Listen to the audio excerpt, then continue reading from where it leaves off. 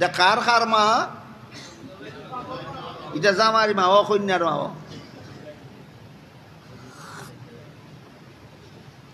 আসলে এরা অঘোষিত লামাজহাবী। যে কয়েকটা নূতন মুখ বর্তমান বাংলাদেশের মিডিয়াতে, ইলেকট্রনিক্স মিডিয়াতে যে কয়েকটা নূতন মুখ দেখতে পাওয়া যায়, এরা নিজেদের আসল পরিচয় সমাজে গোপন রেখে আগে সমাজও নিজেদেরকে ভাইরাল করতে চায়।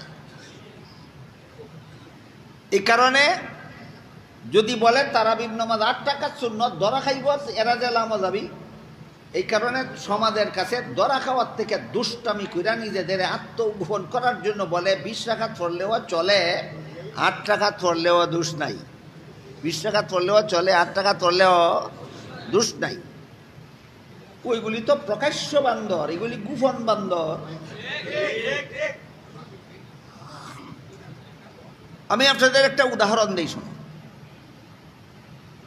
এক ব্যক্তির 2 ছেলে, লোকটা মারা গেলে পরে এই লোকের সম্পদ 2 ছেলে ভাগাভাগি করে দিল। সম্পদ রেখে গেল 20 বিঘা।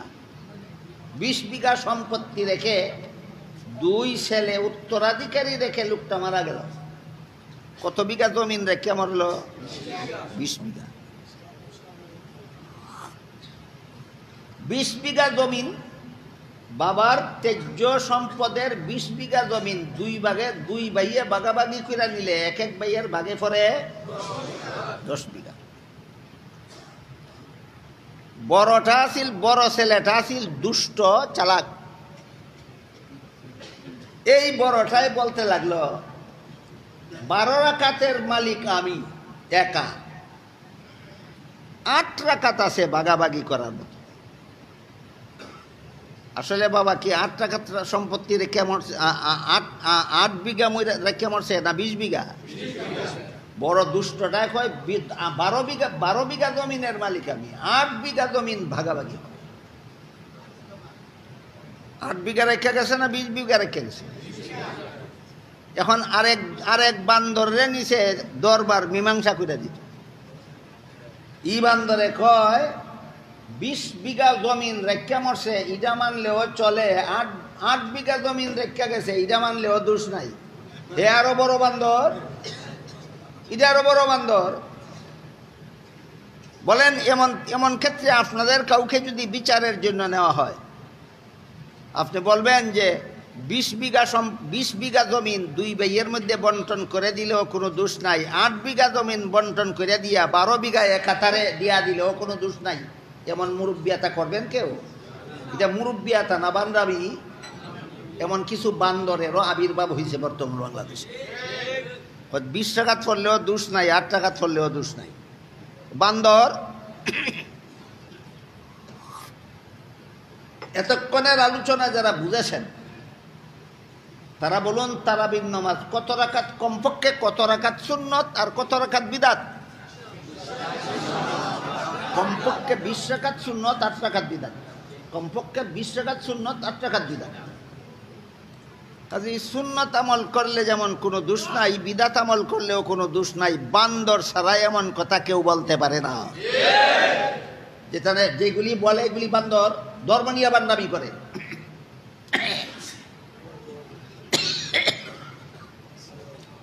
গেল তারাবির রাকাত সংখ্যার ব্যাপার। যেখান থেকে তারাবির রাকাত সংখ্যার আলোচনা শুরু হয়েছে সেটা হলো মুসান্নাফে ইবনে আবি শায়বা নামক হাদিসের কিতাবে উল্লেখ আছে, আল্লাহর রাসূল রমজান মাসে বিতির সহ 23 রাকাত পড়তেন। কাজেই এই 23 রাকাত থেকে বিতিরের জন্য 3 রাকাত আলাদা করলে তাকে 20 রাকাত। এই হাদিসটা সরাসরি এই সমস্ত বান্দরের বিরুদ্ধে যায়, লামাজাবি বানরদের বিরুদ্ধে যায়। পরিষ্কার হাদিসের দ্বারা প্রমাণিত। আল্লাহ রসুল 3 রাকাত বিতির পড়ছেন, 20 রাকাত তারাবি পড়ছেন। 3 রাকাত বিতির পড়ছেন, 20 রাকাত তারাবি পড়ছেন। উভয়টা কথা লামাজাবিদের ভ্রান্ত মতবাদের বিরুদ্ধে যায়। কি বলেন? পক্ষে যায় না বিরুদ্ধে যায়?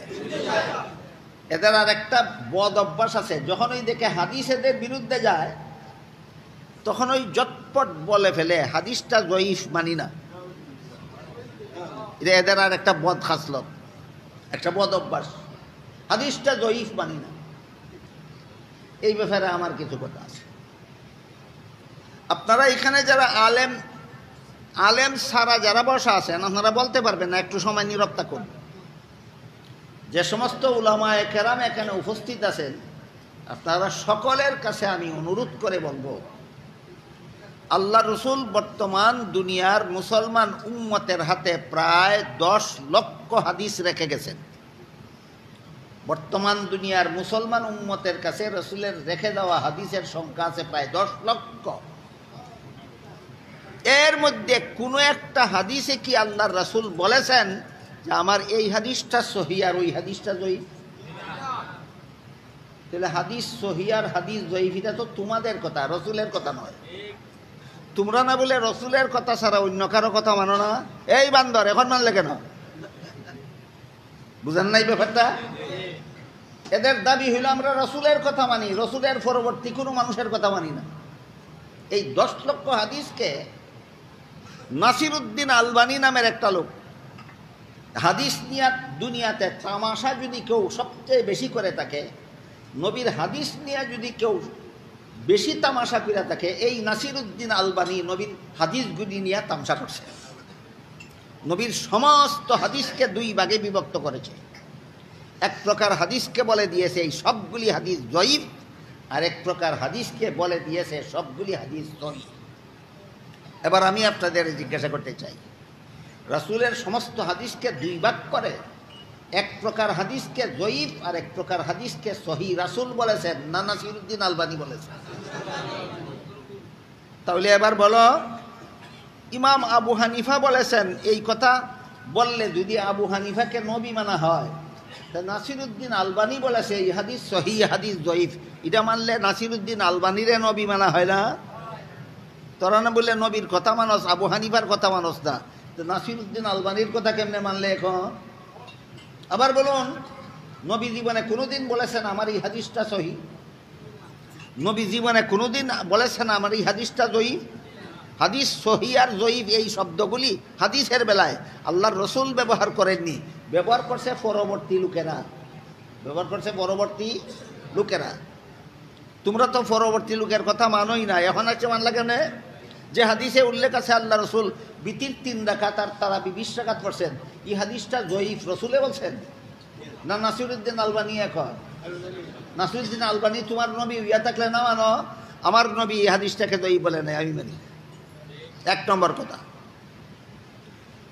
2 নম্বর কথা হইল, জয়ীফ শব্দের বাংলা অর্থ হইল দুর্বল। জয়ীফ শব্দের বাংলা অর্থ হইল দুর্বল। তাহলে হাদিসটা জয়ীফ অর্থ নবীর কথাটা দুর্বল, নবীর কাজটা দুর্বল। এবার আপনারা বলুন, আপনাদের নবী জীবনে দুর্বল কথা কটা বলেছিলেন? আপনাদের নবী জীবনে দুর্বল কাজ কটা করেছিলেন? তাহলে হাদিসটা দুর্বল বলে বেটা তুই নিজেই কি গুড়ার ডিম বুঝস আর সমাজেই কি গুড়ার ডিম বুঝাতে চাস? হাদিস আবার দুর্বল হয় কেমনে? হাদিস তো হাদিস, এটা দুর্বল কেমনে হয়? 3 নম্বর কথা হল, তোমার বাবা যদি বুড়া হইতে হইতে দুর্বল হইয়া যায়, সুজা হইয়া হাঁটতে পারে না, লাঠি বোট দিয়া নইয়া নইয়া হাঁটে যদি তোমার বাপ, এটা শক্তিশালী না দুর্বল? কইয়া যায় এটারে বাপ মানবে নি? বাপ দুর্বল হইলে বাপ তাকে নি? কিছু কম বাপ তাকে, 16 আনাই বাপ তাকে। বাপ যেমন ভাবে দুর্বল হইতে হইতে নইয়া গেলে ও বাপ তাকে 16 আনাই, ঠিক তেমনি ভাবে তুই নবীর হাদিসে দুর্বল জপতে থাকলে ওইটা নবীর হাদিস হই থাকে। আর যদি বলো যে না দুর্বল হইয়া গেলে বাপ রে আর বাপ ডাহন যেত না, দুলাভাই এখনো শক্তিশালী আছে, ওইটারে বাপ রে কেলাই। একটা লামাদাবির বাপ হইয়া গেছে গা দুর্বল, আর হ্যাঁ দুলাভাই রয়েছে শক্তিশালী, তখন কোনটারে বাপ মানব? দুলাভাইরে বাপ মানতে যদি মানে না চাইতে দুর্বলটারে একটু বাপ মান তুইব। তুই হাদিসটারে দুর্বল কইলেও দুনিয়ার মুসলমান ইটারে রসুলের হাদিস হইবা না। হাদিস নিয়ে কি পরিমাণ ইত্রামি আর বান্দামি এই ভ্রান্ত দলেরা শুরু করেছে চিন্তা করে দেখলাম। 4 নম্বর কথাটা বোঝার জন্য একটু উলামায়ে কেরামের মনোযোগী হওয়া দরকার। কিছু হাদিসের বর্ণনাকারী যোগ্যতার মধ্যে দুর্বলতা আছে, যোগ্যতা দুর্বল। এই ধরনের দুর্বল যোগ্যতা সম্পন্ন বর্ণনাকারীদের বর্ণিত হাদিসকে ইলমে হাদিসের পরিভাষায় জয়ীফ হাদিস বলা হয়।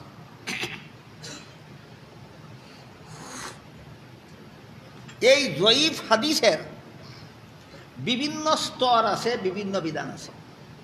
এর মধ্যে আজকের মতো একটা স্তরের কথা বলি, একটা বিধানের কথা বলি।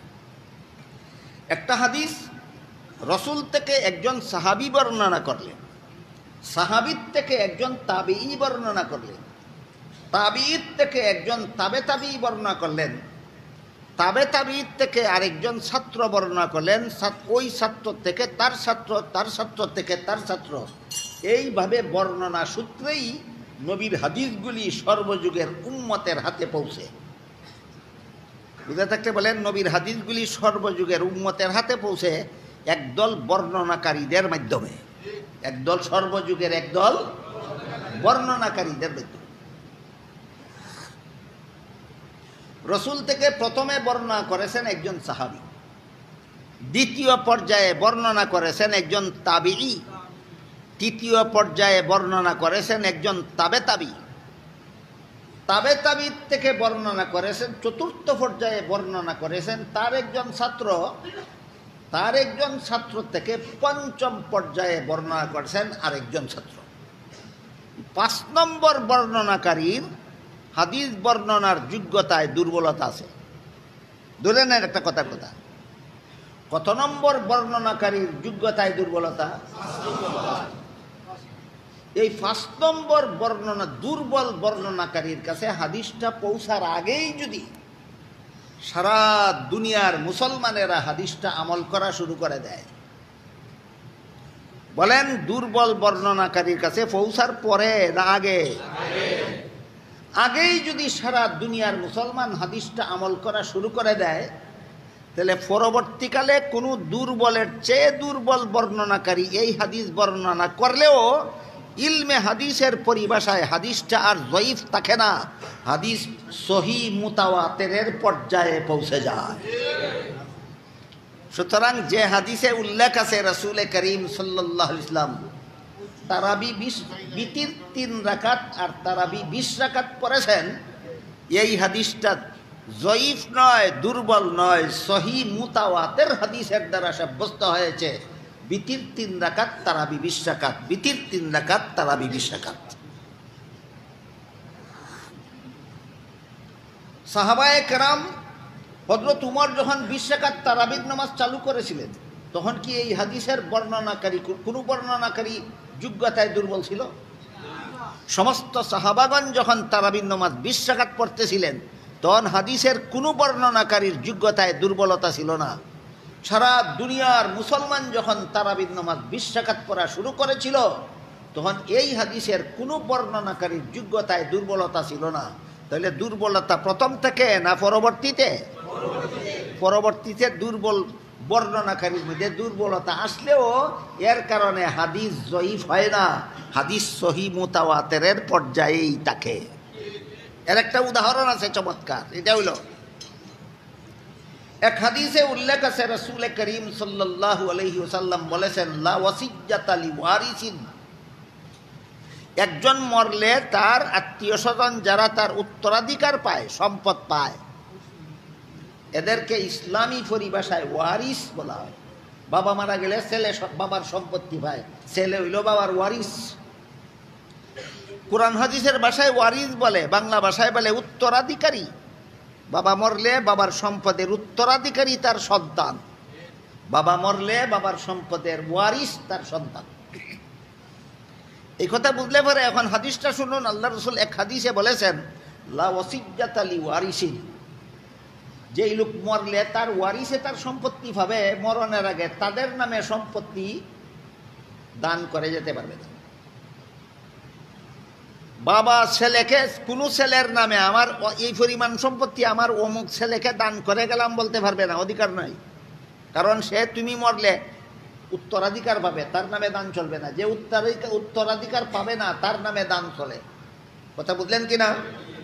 এই যে হাদিসটা, লা ওয়াসিয়্যাতা লিওয়ারিসিন, ওয়ারিসের নামে সম্পত্তি ওসিয়ত করলে, দান করলে এটা গ্রহণযোগ্য হবে না। এই হাদিসটাও যঈফ, এটারও বর্ণনাকারী দুর্বল যোগ্যতায়। কিন্তু এই হাদিসের বর্ণনাকারীদের মধ্যে দুর্বল যোগ্যতা সম্পন্ন বর্ণনাকারী যুক্ত হওয়ার আগের থেকেই সারা দুনিয়ার সমস্ত মুসলমান এই হাদিসটা আমল করা শুরু করে দিয়েছে। আমার কথাগুলি বুঝে থাকলে বলুন, যে এই হাদিসটা সারা দুনিয়ার মুসলমান ঐক্যবদ্ধভাবে আমল করা শুরু করে দিয়েছে, পরবর্তীকালে এই হাদিসের কোনো বর্ণনাকারীর যোগ্যতায় দুর্বলতা আসলে এই দুর্বলতা গ্রহণযোগ্য থাকে না। এইরকমই 20 রাকাত তারাবির নামাজের হাদিসটা মুসান্নাফে ইবনে আবি শায়বা নামক হাদিসের কিতাবে যে উল্লেখ আছে, রাসূল বিতির 3 রাকাত তারাবি 20 রাকাত পড়তেন। এই হাদিসের বর্ণনাকারীদের মধ্যে যেই বর্ণনাকারীটার যোগ্যতায় দুর্বলতা আছে, এই বর্ণনাকারী এই হাদিস বর্ণনায় যুক্ত হওয়ার আগের থেকেই সারা দুনিয়ার সমস্ত মুসলমান আমল করা শুরু করে দিয়েছে। সুতরাং এই হাদিসকে আর জয়ীফ জয়ীফ জয়ীফ বলতে বলতে মুখে ফেনা তুললেও এটা আর জয়ীফ হাদিসের পর্যায়ে থাকে না, এটা সহিহ মুতাওয়াতির হয়ে যায়। এবার বলুন, রাসূল তারাবির নামাজ 20 রাকাত পড়তেন, এই হাদিসটা গ্রহণযোগ্য না অগ্রহণযোগ্য? গ্রহণযোগ্য হাদিসের মান হইল সহিহ মুতাওয়াতির মান। এটা হইল ইলমে হাদিসের পরিভাষায় হাদিসের বিভিন্ন মান আছে, এই সর্বোচ্চ মান হইল সহিহ মুতাওয়াতির। যে হাদিসে উল্লেখ আছে রাসূল বিতির 3 রাকাত তারাবি 20 রাকাত পড়তেন, এই হাদিসের মান হলো সর্বোচ্চ মান। এই সর্বোচ্চ মানকে ইলমে হাদিসের পরিভাষায় বলে সহিহ মুতাওয়াতির। সুতরাং তারাবির নামাজ 20 রাকাত সহিহ মুতাওয়াতির হাদিসের দ্বারা প্রমাণিত। এটাকে দৈব বলে উড়িয়ে দেওয়ার মতো ইত্রামি করার সুযোগ নাই। গেল তারাবির নামাজের রাকাত সংখ্যা নিয়ে আলোচনা। এবার আর একটা আলোচনা আমাদের বর্তমান যুগে, এগুলি আমাদের যুগের ফিতনা। এই ফিতনাগুলির থেকে নিজেদের ঈমান আমল হেফাজতের জন্য দলিল ভিত্তিক আলোচনার দরকার। এই জন্য আমি কিছু দলিলের আলোচনা করলাম আজকে। যদিও আপনারা যারা আলেম নন, আপনাদের জন্য বোঝা একটু কঠিন হতে পারে, তারপরও এটা জরুরি। দলিলের আলোচনা ছাড়া ফিতনা দমন করা সম্ভব না। তারাবির নামাজ 20 রাকাত না পরে 8 রাকাত পড়াকে সুন্নত বলা, অথবা 8 রাকাত পড়লেও চলে বলা, এটা এই যুগের একটা ফিতনা। এই ফিতনাবাদরা হলো লামাযাবি, যারা নিজেদের পরিচয় গোপন রেখে বলে 20 রাকাত পড়া ভালো, 8 রাকাত পড়লেও চলে। এরা হলো গোপন ফিতনাবাজ, এরা গোপন লামাযাবি। এরা আত্মপরিচয় এখনো প্রকাশ করতে চায় না, সমাজে নূতন মুখ জিরুত থেকে হিরো হয়ে ভাইরাল হওয়ার জন্য। এইরকম আর একটা ফিতনা আমাদের বর্তমান সমাজে চালু হয়েছে, সেটাও তারাবির নামাজকে কেন্দ্র করেই শুরু হয়েছে। সেটা হলো রমজান মাস আসলে পরে পুরুষরা মসজিদে যখন জমাতে তারাবির নামাজ পড়ার জন্য চলে যায়, মহিলারাও অনেক মহিলাও এক বাড়ির থেকে আরেক বাড়ি, আরেক বাড়ির থেকে আরেক বাড়ি তারাবির নামাজ জমাতে পড়ার জন্য চলে যায়। তারাবির নামাজকে 8 রাকাত বলা যেমন বিদআত, তারাবির নামাজকে জমাতে পড়ার জন্য মহিলাদের এক বাড়ি থেকে আরেক বাড়িতে যাওয়া তেমন বিদআত। এই আরেক বিদআত, এক বিদআত পুরুষরা চালু করতেছে, আরেক বিদআত মহিলারা চালু করতেছে। এই জন্য মহিলাদের জমাতে নামাজ পড়া সম্পর্কেও একটু দলিল ভিত্তিক আলোচনা হওয়া দরকার। সাথে সাথে যুক্তিটাও আমি আপনাদেরকে বলে দিতে চাই। মহিলাদের কোনো নামাজের জমাতে শরিক না হওয়ার দলিল কি, কোনো নামাজের জমাতে শরিক না হওয়ার যুক্তি কি, দলিলটাও আপনাদের বোঝা দরকার, যুক্তিটাও বোঝা দরকার। দলিল আলেমদের জন্য, আর যুক্তিটা যারা আলেম নন তাদের জন্য। হাদিস শরীফে রাসূল করিম সাল্লাল্লাহু আলাইহি ওয়াসাল্লাম বলেন, খায়রু মাসাজিদিন নিসায়ে কারু বুয়ুতিহিন্না। এর অর্থ হলো মহিলাদের শ্রেষ্ঠ মসজিদ তাদের ঘরের কোণা। হাদিসের রিডিংটা আলেম ছাড়া অন্যরা স্মরণ রাখতে পারবেন না, অর্থটা সবাই মনে রাখবেন। রাসূল বলেছেন মহিলাদের ঘরের কোণা তাদের শ্রেষ্ঠ মসজিদ, মহিলাদের ঘরের কোণা তাদের শ্রেষ্ঠ মসজিদ। এই জন্যই পুরুষদের এতেকাফ করতে হয় মহল্লার মসজিদে, আর মহিলাদের এতেকাফ করতে হয় বন্দর বাজার জামে মসজিদে, না ঘরের কোণায়। আপনারা ঘরের কোণায় এতেকাফ করেন না কেন? ওইটা আপনাদের মসজিদ না। দেখুন আমার কথা বুঝেন কিনা, আপনারা ঘরের কোণায় এতেকাফ করেন না কেন? যা আপনাদের মসজিদ না। মহিলারা মসজিদে না গিয়ে ঘরের কোণায় এতেকাফ করে কেন? ওইটা তাদের মসজিদ। ক্লিয়ার হইল কথা? মহল্লার মসজিদ হইল পুরুষের মসজিদ, আর বসবাসের ঘরের কোণা হইল মহিলাদের মসজিদ। এই জন্য আল্লাহ রসুল বলেছেন খাইরু মাসাজিদিন নিসায়ে কারু বুয়ুতিহিন্না, মহিলাদের শ্রেষ্ঠ মসজিদ তাদের ঘরের কোণা। তাহলে মসজিদে গিয়া জমাতে নামাজ পড়া পুরুষের জন্য সুন্নত, ঘরের কোণায় একা নামাজ পড়া মহিলাদের জন্য সুন্নত। উভয়ের একরকম সুন্নত না? নারী পুরুষের সুন্নত দুই রকম। পুরুষের জন্য মসজিদে গিয়ে জমাতে নামাজ পড়া সুন্নত, মহিলাদের জন্য ঘরের কোণায় একা পড়া সুন্নত। এই মর্মে একটা হাদিস আছে বড় চমৎকার। হাদিসটা হলো,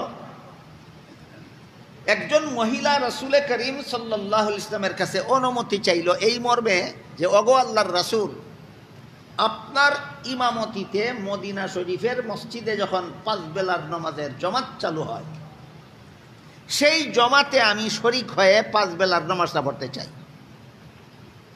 মদিনা শরীফের রাসূলের ইমামতিতে যেই নামাজগুলি জমাতে হয়, ওই নামাজের জমাতে শরীক হওয়ার জন্য একজন মহিলা রাসূলের কাছে অনুমতি চাইল। কেন? কারণ মদিনা শরীফের জমাতে শরীক হইলে, মসজিদে নববীর জমাতে শরীক হইলে 1 রাকাতে 50,000 রাকাতের সমান সওয়াব। এটা মনে রাখেন জীবনভর। মসজিদে নববীর জমাতে শরীক হইলে 1 রাকাতে 50,000 রাকাতের সমান সওয়াব। এই সওয়াবটা পাওয়ার জন্য একজন মহিলা রাসূলের কাছে অনুমতি চাইল। আপনার অনুমতি সাপেক্ষে আপনার ইমামতিতে যখন মসজিদে নববীতে জমাতে নামাজ চলে, সেই জমাতে আমি শরীক হতে চাই, যেন আমিও 50,000 রাকাতের সমান সওয়াব পেতে পারি। রাসূল করিম সাল্লাল্লাহু আলাইহি ওয়াসাল্লাম তাকে অনুমতি না দিয়া বলে দিলেন, এই পরিমাণ সওয়াবই তুমি ঘরের কোণায় একা পড়লে পাবে। পুরুষ মসজিদের জমাতে নামাজ পড়লে যেই সওয়াব, রাসূল বলে দিলেন মহিলা ঘরের কোণায় একা নামাজ পড়লে সেই সওয়াব। এই হাদিসে আমরা কি পাইলাম? একটা মহিলা মসজিদে নববীর জমাতে শরীক হইতে চাইছিল, যেই জমাতের ইমাম স্বয়ং রাসূল। শরীক হওয়ার জন্য রাসূলের কাছে অনুমতি চাইছিল। রাসূল অনুমতি দিয়েছিলেন না বারণ করেছিলেন? তাহলে আজকাল যে সমস্ত মহিলারা তারাবি পড়ার জন্য, তারাবি জমাতে পড়ার জন্য এই মহল্লার থেকে সেই মহল্লায়, এই বাড়ির থেকে সেই বাড়িতে, এই গ্রাম থেকে সেই গ্রামে যায়, এরা রসুল থেকে বেশি বুঝলো নাকি? রসুল অনুমতি দেন না, তুমি যাও। বোঝা গেল তুমি বেশি বুঝো, রসুল কম বুঝেন। তুমি এত বড় পণ্ডিত নি কেন? হাদিস বুঝা থাকলে এবার বলেন, 5 বেলার নামাজ, তারাবিহের নামাজ মসজিদে গিয়া জমাতের সাথে পড়া নারী পুরুষ সকলের জন্য সুন্নত, না শুধু পুরুষের জন্য সুন্নত? মহিলাদের জন্য সুন্নত সম্পূর্ণ বিপরীতটা। ঘরের কোণায় একা পড়া মহিলাদের জন্য সুন্নত, আর মসজিদে গিয়া জমাতে পড়া পুরুষের জন্য সুন্নত। এইরকম নারী পুরুষের আমলের মধ্যে, বিভিন্ন আমলের মধ্যে বিভিন্ন পার্থক্য আছে। যেমন জুমআর নামাজ পুরুষের জন্য ফরজ, মহিলাদের জন্য ফরজ নয়। ঈদের নামাজ পুরুষের জন্য ওয়াজিব, মহিলাদের জন্য ওয়াজিব নয়। 5 বেলার নামাজ এবং তারাবিহের নামাজ জমাতের সাথে পড়া পুরুষের জন্য সুন্নত, মহিলাদের জন্য সুন্নত নয়। দলিল ভিত্তিক, হাদিস ভিত্তিক এতক্ষণ যে আলোচনা হইল, এই আলোচনার সারমর্ম হলো 5 বেলা এবং তারাবিহের নামাজ মসজিদে গিয়ে জমাতে পড়া পুরুষের জন্য সুন্নত, ঘরের কোণায় একা পড়া মহিলাদের জন্য সুন্নত। কোনো মহিলা যদি এই মনের শখে গড় একা না ফিরে মসজিদে জমাতে শরীক হয়, সুন্নতের খেলাফ নামাজ পড়লো, এই জন্য তার নামাজের সব নষ্ট হবে। ঠিক তেমনিভাবে কোনো পুরুষ যদি শরীয়ত সম্মত কারণ ছাড়া জমাতে শরীক না হইয়া গড় একা নামাজ ফিরে নেয়, সেও সুন্নতের খেলাফ নামাজ পড়লো, তার নামাজেরও সব নষ্ট হবে। এমন সব নষ্টকে শরীয়তের পরিভাষায় মকরু বলা হয়। পুরুষ একা নামাজ পড়লে মকরু, মহিলা জমাতে শরীক হইলে মকরু। পুরুষে একা নামাজ পড়লে মকরু, মহিলা জমাতে শরীক হইলে মকরু। এখানে একটা সুন্দর একটা বিশ্লেষণ আছে, আপনাদের মনোযোগে শোনা দরকার। পুরুষ যদি মসজিদের জমাতে শরীক না হইয়া গড় একা একা নামাজ পড়ে, নামাজ মকরু হবে, সোয়াব নষ্ট হবে। নামাজটা কোনো রকম আদায় হয়ে যাবে, তবে সোয়াব নষ্ট হবে। সোয়াব নষ্ট হইলে দুনিয়ার ক্ষতি না আখেরাতের ক্ষতি? আখেরাতের ক্ষতি হইল। কিন্তু দুনিয়ার সামান্য কিছু উপকার হইল। কি উপকার? মসজিদে আসা যাওয়ার সময় বাঁচলো, মসজিদে আসা যাওয়ার কষ্ট থেকে বাঁচলো। মসজিদে যদি গাড়ি নিয়ে আসা যাওয়া করতে হয়, তাহলে গাড়ির তেল খরচ বাঁচলো। ক্ষতি হইল আখেরাতের, লাভ হইল দুনিয়ার। ক্ষতি হইল আখেরাতের, লাভ হইল দুনিয়ার। এটাকে আমি বলি আম গেলেও সালা রইল। আখেরাতের ক্ষতি হইল আম গেল, দুনিয়ার উপকার হইল সালাটা রইল। কিন্তু মহিলা যদি মসজিদের জমাতে শরীক হতে যায়, সওয়াবও গেল, সময়ও গেল, শ্রমও গেল, তেলের হুইসাও গেল, আমও গেল, সালাও গেল। আমও গেল, সালাও গেল। এটা কেতনা বড় বুদ্ধিমতী মহিলা যে এটার আমও যায় সালাও যায়, খবর নাই। কথা বুঝলেন কিনা দেখেন। আজকাল এই চরমপন্থী লামাযাবিরা এই সমস্ত মহিলাদেরকে উস্কানি দিছে। কি কইয়া উস্কানি দিছে? নারী পুরুষের নামাজে কোনো ব্যবধান নাই। আল্লাহর রসুল বিভিন্ন হাদিসে বলেছেন ব্যবধান আছে। রাসূল বিভিন্ন হাদিসে বলেছেন পুরুষের নামাজের বিভিন্ন কাজে, মহিলাদের নামাজের বিভিন্ন কাজে ব্যবধান আছে। রসুল বলেন ব্যবধান আছে, লামাযাবিরা কয় ব্যবধান নাই। রসুলের কথা মানলো না রসুলের কথার বিরুদ্ধে বিদ্রোহ করলো? রসুলের কথার বিরুদ্ধে বিদ্রোহ করলেই আহলে হাদিস হয়, আহলে হাদিস হয়। যেহেতু নারী পুরুষের নামাজে কোনো ব্যবধান নাই, এই জন্য পুরুষদেরকে মসজিদে গিয়ে জমাতে নামাজ পড়তে হবে, মহিলাদেরকেও মসজিদে গিয়ে জমাতে নামাজ পড়তে হবে। এই পর্যন্তই কথা শেষ নয়। সবচেয়ে বড় মজার কথা যেটা, এটা হইল লামাযাবিরা বর্তমান যুগের ফেতনাবাজ লামাযাবিরা কয় মহিলাদেরকেও মসজিদে গিয়া জমাতে নামাজ পড়তে হবে, এবং পুরুষের যেভাবে মুখ ঢাকা রাখার কোনো বিধান ইসলামে নাই, মহিলাদেরও চেহারা ঢেকে রাখার কোনো বিধান ইসলামে নাই। সারমর্ম কি দাঁড়াইল? মহিলা মসজিদে যাওয়া লাগবো, মুখ খোলা রাখা লাগবো। মহিলা মসজিদে যাওয়া লাগবো, মুখ কান খোলা রাখা লাগবো। এই না সারমর্ম দাঁড়াইল? তোর মতলবটা কিতাবালা করিয়া হোক।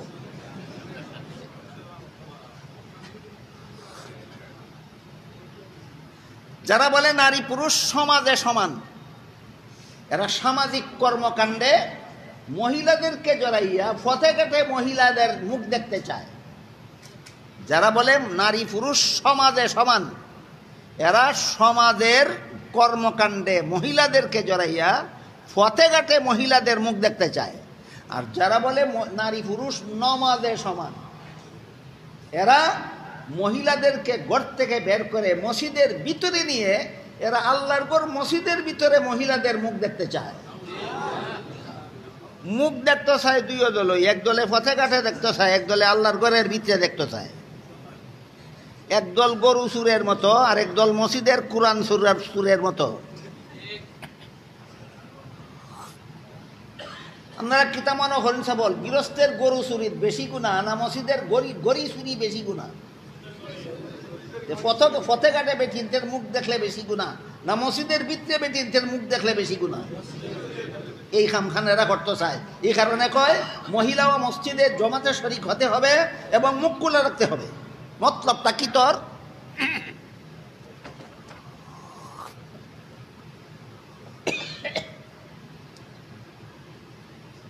এই সমস্ত ফেতনাবাজ লামযহাবিরা মহিলাদের মসজিদে আসতে হবে, জমাতে নামাজ পড়তে হবে, মুখ খোলা রাখতে হবে, এই সমস্ত ফেতনাবাদী কথা যারা বলে এরাও নিজেদের ভ্রান্ত দাবির পক্ষে একটা হাদিস দিয়া দলিল পেশ করে।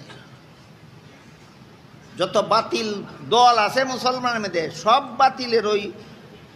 বাতিলে ওই কোরআন হাদিসকে নিজের পক্ষে দলিল হিসাবে ব্যবহার করতে চায়। কেন? সাধারণ মুসলমানকে ধোঁকা দেওয়ার জন্য। এরাও একটা হাদিসকে নিজের পক্ষে দলিল হিসাবে ব্যবহার করে।